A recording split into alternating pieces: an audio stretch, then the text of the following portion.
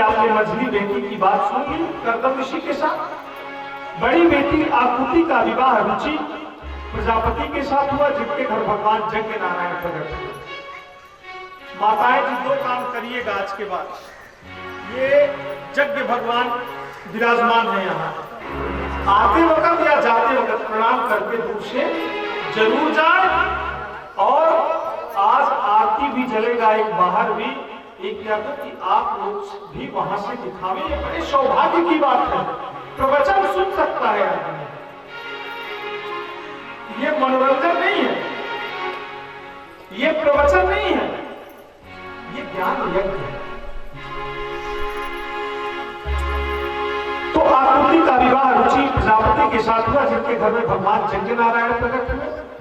तीसरी बेटी प्रसूति है, जिनका विवाह दक्ष प्रजापति के साथ हुआ, जिनकी 16 बेटियों का जन्म हुआ। उन 16 बेटियों में से एक बेटी है कौन? सती। सती का विवाह किससे हुआ? भगवान भोले शंकर से। दक्ष की बेटी सती शंकर ने ब्याही, पर संतान नहीं हुई। ब्याही तो, लेकिन सती जी को संतान नहीं हुआ। पिता के यज्ञ का त्याग दिया, ये क्या बात थी? ऐसी कौन सी परिस्थितियां बनी कि पिता के यहां यज्ञ हुआ और सती जी को बुलावा नहीं हुआ? सती जी का चरित्र, दक्ष को जब प्रजापति बनाया गया, दक्ष जो थे उनको प्रजापति का दर्जा दिया गया। कोई बहुत बड़ा दर्जा नहीं है, कोई छोटा दर्जा नहीं है। जिसे यहां है गांव का कोई प्रधान बन गया, तो पद आने के बाद अगर अभिमान व्यक्ति के अंदर आ जाता है तो क्या बन जाता है? दक्ष। प्रजापति स्तम सहजम पुरस्ता आयुष्यमग्रम मुनि सर्वकायां। जनप्रतिनिधि बनने के बाद जन जन का आशीर्वाद होता है और वह जन जन का अधिकार उस पर होता है। लेकिन जब प्रतिनिधि बन जाने के बाद आदमी सोचता है कि पहले अब मुझे क्यों नहीं प्रणाम नहीं कर रहे हैं, पहले देख लीजिए कितना प्रणाम करता है। एक है तो विधाता कि जैसे 2-3 अभियान होता है, एक दीक्षा अभियान चला है, सामूहिक बैठा के गुरुमुख करता था, पूछिए कि कहा हम सामूहिक बैठा के गुरुमुख करता था, दौड़ी लिए। वैसे ही एक अभियान चल रहा है चुनाव का, और जनप्रतिनिधि बनने जब जाता है तो जन जन का आशीर्वाद मिलता है, उसमें देवत्व का वास होने लगता है। और जैसे उसके पास दक्षता आई तो वह इतना शालीन हो जाता है कि सुलभ और सरल हो जाता है, वाणी एकदम देवतुल्य हो जाती है, उसके वाणी से आहत कोई हो ही नहीं सकता। इसको कहते हैं जनप्रतिनिधि। दक्ष को जो मिला स्वागत समारोह में सबको बुलाया गया। ब्रह्मा विष्णु महेश सारे अंतरी मंत्री जितने देवतागण थे। दक्ष ने देखा कुछ मंत्री विधायक ऐसे होते हैं, कुछ जनप्रतिनिधि ऐसे होते हैं कि लाखों की संख्या बैठी है, उसको देख के खड़ा कितने लोग हुए उसको वो नहीं देखता, उसको देखने के बाद कितने अभी बैठे हैं उस पर उसका दिमाग चलता है। सती के विवाह शंकर से किया। हाँ सही कहता है।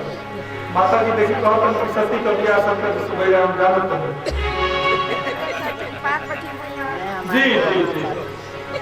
तो आपको बता दें कि उच्च पद को पा करके कोई बिरले ही हो जो मद से बच सके। पद का बड़ा मद होता है।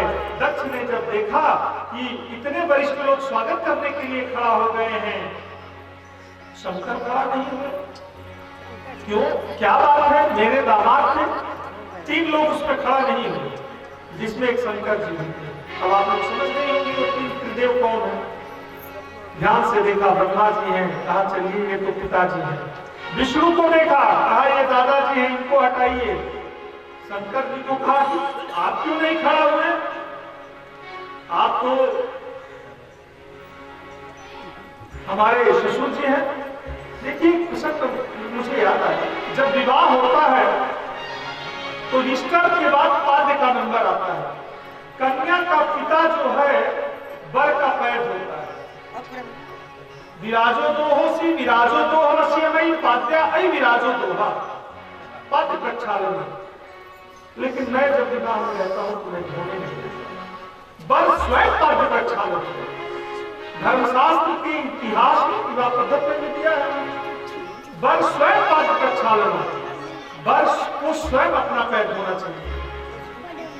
तदंतर लोग कहते हैं कि है, जबकि ऐसा मैंने बहुत जगह पढ़ा, ऐसा है कि नहीं, मुझे तो नहीं मिला। मैंने बड़ा उसका डिग्री ढूंढा और अन्य स्टेट में भी मैं विवाह कराने गया, कई पंडितों से चर्चा किया, अनेकों जगह मैंने देखा, ऐसा कहीं मुझे आज तक मिला नहीं। तो कहेंगे भैया मैं तुम्हारा ससुर हूं, तुम क्यों देख के नहीं खड़ा हो गए? उसका मुंह खराब। श्रूयताम ब्रह्मर्षयो में सहदेवो सहात्मयः साधूनां ब्रूवतो वृत्तिं ज्ञानां चमत्सरा। मैंने बताया ना कि बाहर के मच्छर को तो भगाया जा सकता है, लेकिन अगर भीतर मच्छर ढूंढ जाता है तो इसको भगाना बड़ा आसान है। वो मच्छर दूसरे का उत्कर्ष, दूसरे की खुशी, दूसरे का बढ़ना, दूसरे का जो है वैभव को देख के वो जलता रहता है, तो वो मच्छर कैसे भगेगा? उत्तराखंड के लिए कछुआ छाप नहीं बना है, उसके लिए कथा बना है। जब वो कथा में आएगा तो भाग जाएगा।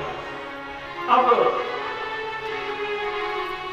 जहां उनको भाषण लास्ट में देना चाहिए था दक्ष जी को, वो पहले ही उनका दिमाग खराब हुआ और शंकर जी को टारगेट पे लेके लगे जो है आप सुना बोलने। ये भूत प्रेत का साथ रहने वाला प्रेता वासेशु घोरेशु, ये जो है चिता भस्म की भस्म लगाने वाला, गंगा के तट पे रहने वाला, ये कैसे मेरे सभा में आ गया? अयं तु लोकपालानां, अयं तु लोकपालानां यशग्नो निरपत्रपा। कई गालियां सुना दी महाराज जम के दक्ष जी ने, लेकिन एक ने नहीं बोले। और उनके गण कैसे हैं आप भगवान का समझ लीजिए। नंदी जी बड़े सीधे नहीं हैं, भूत प्रेत के मिला के रह जा रहे हैं। कह रहे हैं प्रभु अब हम लोगों से बर्दाश्त नहीं हो रहा, गाली देते हैं। बहुत जगह ऐसा परंपरा है, दामाद को शादी के बाद जो है गाली देते हैं। जो समझदार व्यक्ति रहता है उससे यह संदेश लेता है कि जब आप विवाह तय कर दिए, जब लड़की के दरवाजे जाइए तो शालीनता से विवाह कर दिया है। अब वो कोहड़ा का तरकारी किया उलस की, आलू को भी करौलस, स्वागत नहीं किया। अरे कुछ काप होकर स्वागत चाहते हैं। मैं बहुत जगह जाता हूँ तो लोग कहते हैं स्वागत होना चाहिए, खाता लोग कहोरी का तरकारी भरेगा, स्वागत ना हो। मुझे कौन सा स्वागत होना चाहिए? स्वागत करना है, जिसको बुलाना है अपने दरवाजे पर बुला के स्वागत करो ना। कन्या के विवाह में आप गए हैं, कन्या के विवाह में सम्मिलित होना ही बहुत बड़ा पुण्य का भागी होता है व्यक्ति। कहा मेरी निर्लोचनी बेटी, और मैं जाके ऐसे जो है आंख वाले बंदर की आंख जैसे वालों से विवाह कर दिया। हमारे पिताजी ने विवश किया और मैंने विवाह कर दिया। दक्ष कह रहा है मैं अपनी बेटी इससे कभी ब्याहने वाला नहीं था। गृहीत्वा मृगसावच्छा पाणी मर्कट लोचन, बाबा को मरकट लोचन कह दिया। नंदीश्वर शिव जी के पास जाकर कहा कि प्रभु अब हमारा मूड खराब हो रहा है, बताइए ये सब गाली गलौज कर रहे हैं, हमसे बर्दाश्त नहीं हो रहा है। कहे बर्दाश्त करें। देखिए कभी भी गुरु का, अपने से बड़ों का अपमानित शब्दों का प्रयोग नहीं करना चाहिए। अगर कोई कर रहा है तो आप विरोध नहीं कर सकते, तो वहां से चले जाए। हरिहर निंदा सुनई ठिकाना, ये नंदीश्वर जी कह रहे हैं। हरिहर निंदा सुनई ठिकाना कोई पाप गौ भाग सके। नंदीश्वर कह रहे कि प्रभु मैं यहाँ हूं और आपको गाली पे गाली दिए जा रहे हैं दक्ष, मैं कैसे बर्दाश्त करूं?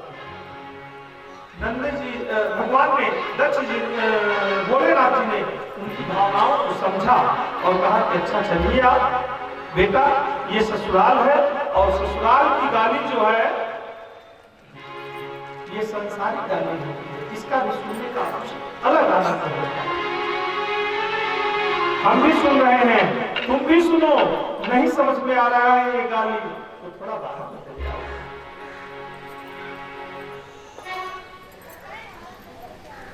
अब जो है उतने पे ही नहीं हुआ, अनाप शनाप बोला। जब वहां से गया घर जाने के बाद दक्ष अपने यहां भव्य आयोजन किया यज्ञ का, और यज्ञ में पूरा घोषणा करा दिया कि सारे लोग आएंगे लेकिन भोले बाबा नहीं आएंगे, उनके यहां निमंत्रण नहीं जाएगा। सोमभूत ब्रह्मणो सेना दत्तो विष्णु तयो गवी दुर्वासा संसराश्यायो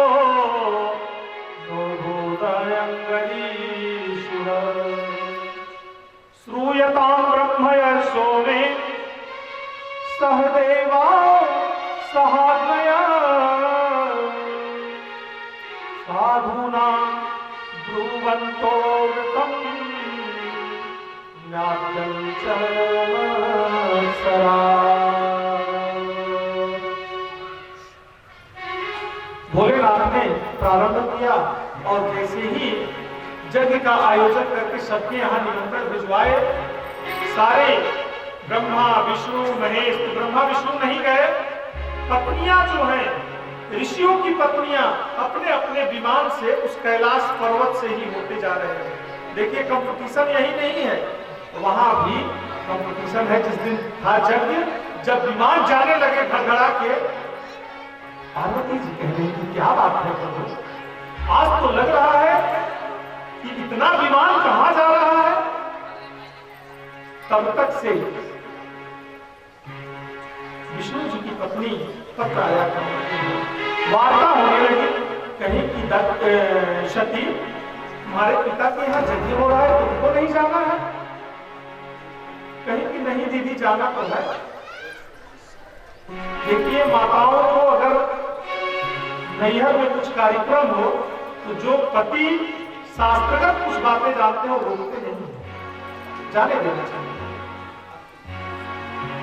आवत ही हर्षे नहीं नयन नहीं सने, तुलसी वहां न जाइए जहां कंचन बरसे।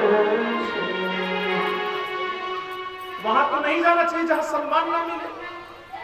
लेकिन सती जी उच्च कोटि की महिला, क्या सम्मान और क्या अपमान, और इस शरीर का। अभी कपिल देव होती संवाद में हम लोग जब वही काठ की लकड़ी पे बांस वाली सीढ़ी पे 6 फीट की सीढ़ी पे इसी रास्ते से आदमी जाएगा ना। आप देखे होंगे कि उस समय स्थिति क्या होती है जब पानी में डुबा के और वही पतला कपड़ा उठाया जाएगा रहता है। तो देखिए अब सती जी जो है कह रही कि प्रभु हम जाएंगे, कहीं की विमान जा रहा है। प्रभु ने कहा ठीक है। उनकी हिम्मत पड़ नहीं रही है, अपनी साज सज्जा बना ली। बनाने के बाद सती जी अब शंकर जी के पास गई, साथ आज शाम को गई और जाने के बाद सती जी क्या कह रही है, हे महाराज अब पैर दबाने लगते, चालाक औरतें रहती हैं, खाना देने के बाद वो अपनी फरमाइश करती हैं। इना कि अभी कहीं से आए घूम घाम के चले गए, जो दुआरी में ढुका तुरंत बिना पानी पी ले, कैसे बा वैसे बा हर काम बा। देखिए सती जी कैसे कह रही है। विवाह में भी कन्या कहती है कि तौ चित्तम नम चित्ते वाचा वाचन लोग है। वन कहता है कि तुम मेरे हृदय में रहोगी, लेकिन कैसे? जब कुछ मुझे राय देना हो तो हृदय स्तंभ पर आने में मैं जब इत्मीनान से रहूं तो मुझसे अपनी बातों को कहो, तो मैं बताऊंगा इसमें क्या अच्छा है क्या बुरा है।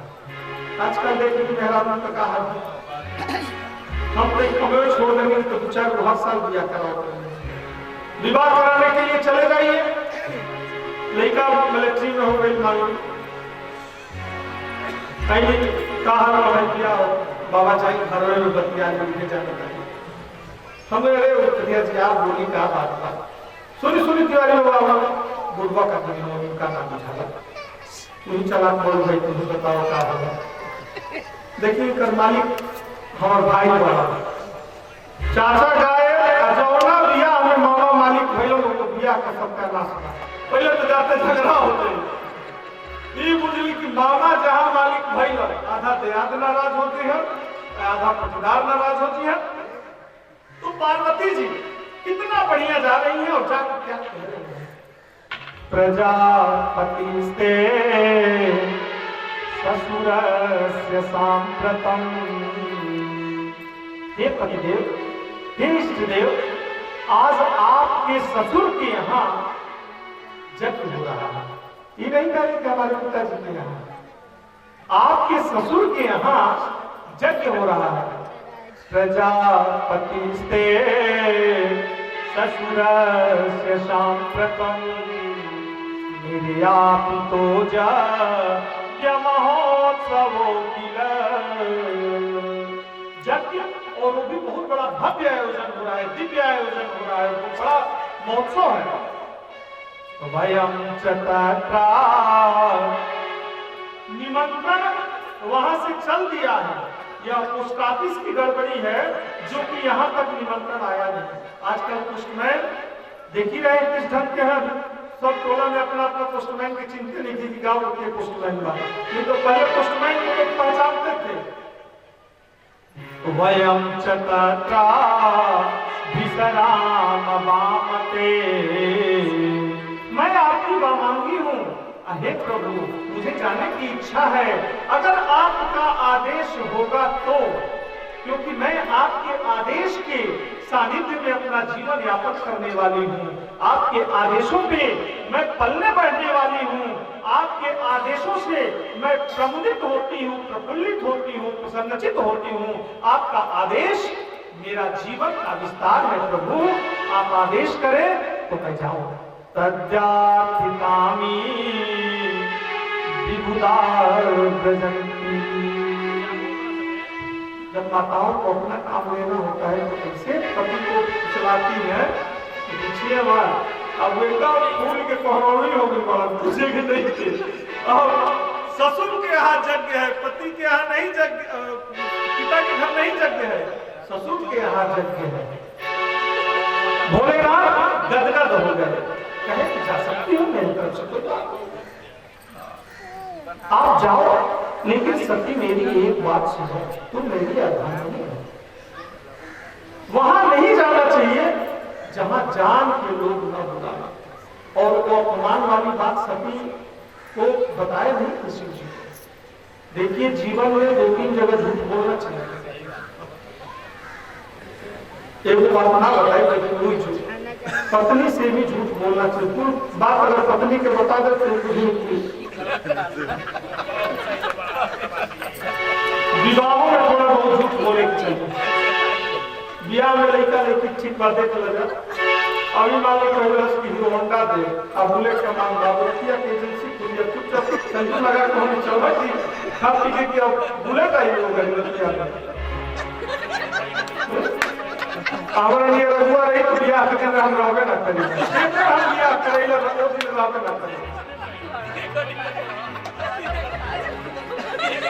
हम लड़की वाला के बता दे कि देखै भाग के ना दिन दोनों में जे तो इतनी जिया मुश्किल बिना करिया कहीं कैसे चल जी ऐसे ही पूछात कर दिए तो चल लेके जाए भाई छटके है पटके है कुछ देरी कितना पाके बिहारी लाल लड़की यद्यार्थितामी विबुधा व्रजन्ति।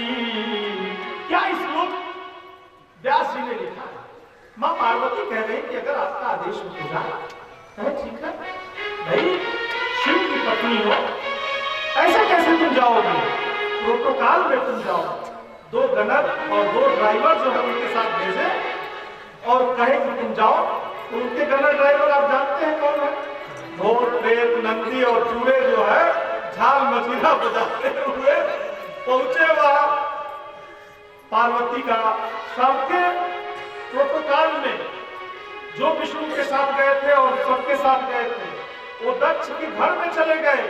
लेकिन माँ पार्वती का प्रोटोकॉल ऐसा था कि जब आती थी जाती थी एकदम साइड में लोग खड़े रहते। प्रोटोकॉल शिव जी का एकदम टाइट व्यवस्था के अंतर्गत है। ऐसे देखिला छोट लोग भूत के ना हटो, ऐसे कहने को भूत के चक्कर में ना पड़े, जो घर भूत के चक्कर में गीता में भगवान कहे हैं यान्ति देव अवता देव पितृ यान्ति प्रतिपता भूत यान्ति भूते ज्या सर्वलोकम अमागत। जोनी है, अगर ऐसा कुछ है तो कैसे कटेगा? इसी पुराण के अंतर्गत जब भूतधारी जैसा प्रेत की सदगति हो गई, भूत कैसा नहीं है जी? तो जब सती जी पहुंची वहां बहना जो है कह रही कि बताइए बिना निमंत्रण दिए आ गई। अब मुंह पे जब आमने सामने हो रही, अरे बहना तुमको हम ढूंढ रहे थे, बताओ इतना समय कहां से लगा दी? निमंत्रण गया था कि नहीं गया था? दक्ष जी देखे तो सती जी को मुंह दूसरी तरफ कर दिए। बहुत सती जी को कष्ट हुआ। सती जी समझ रही हैं कि बहनें मौका का फायदा उठा रही हैं। सती जी वहां से जब चली तो माता जी से मिलने के लिए चली गई। यद्वरम अक्षरम नाम गिरेति निर्णाम सुकृतिः प्रसंगा दशमाहन्ति तत मे प्रश्यकर्षति।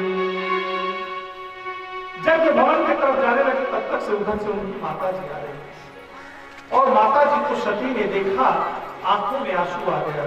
देखिए लड़कियों के लिए संबंध होती है माताएं। नैहर तब्बे तक बा जब तक महतारी जिंदा भी।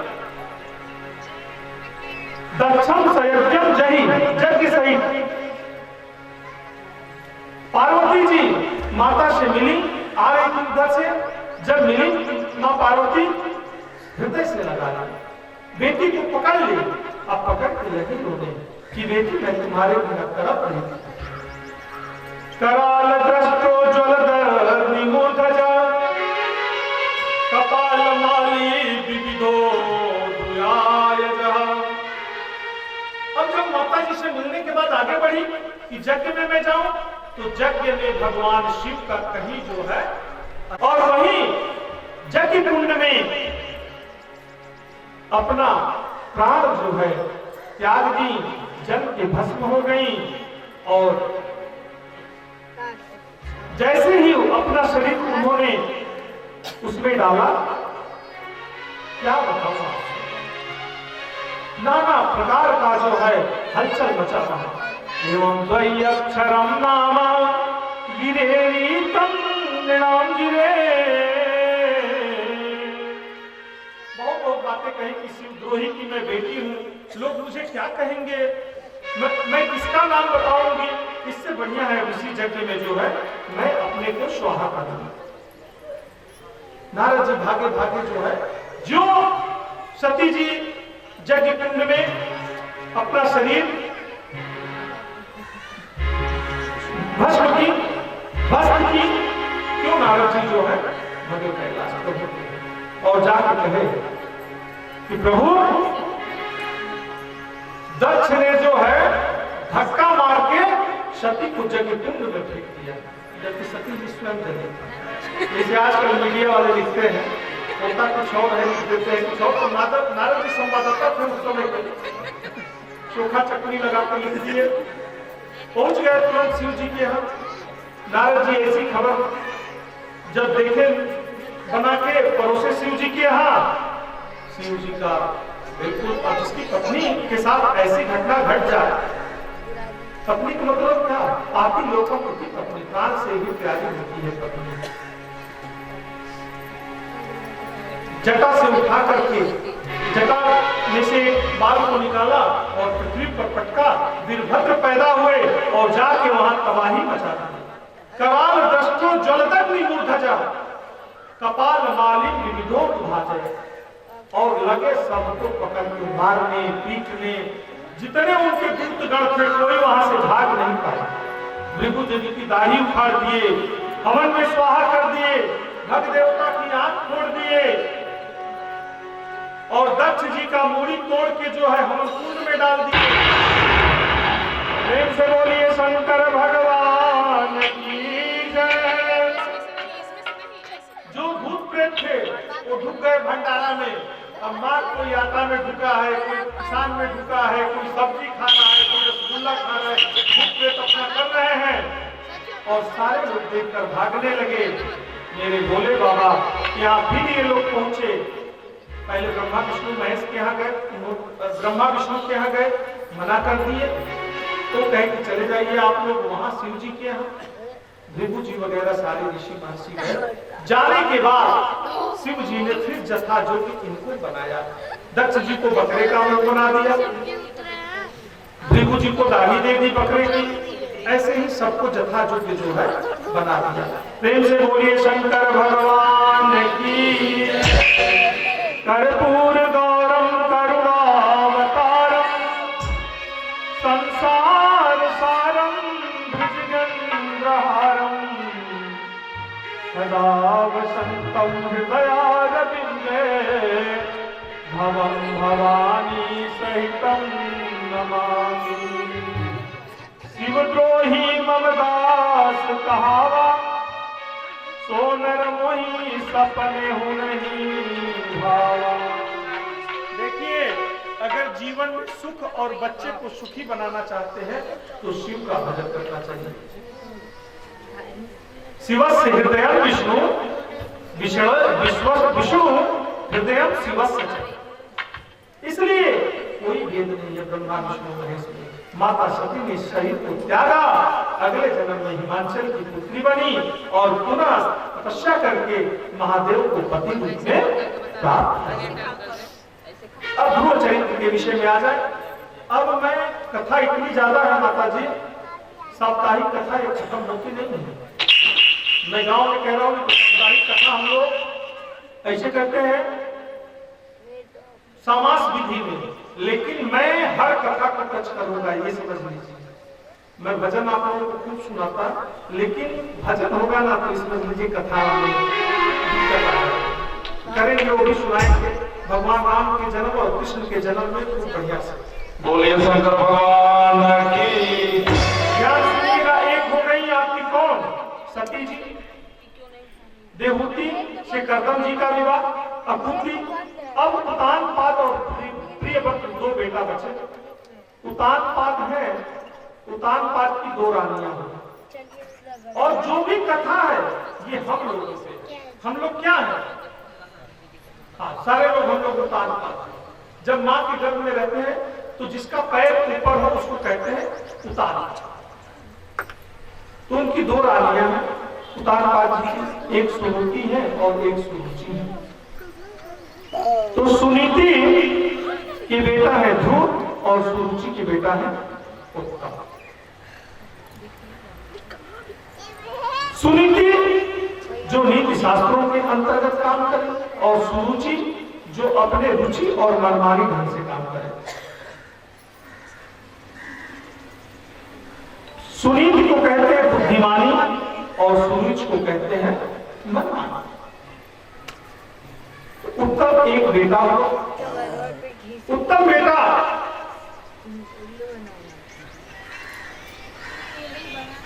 सुरुचि के थे। एक बार उतान पाद जी ध्रुव जी को गोद में लेने की इच्छा जाहिर की और ध्रुव जी स्वयं जा रहे थे।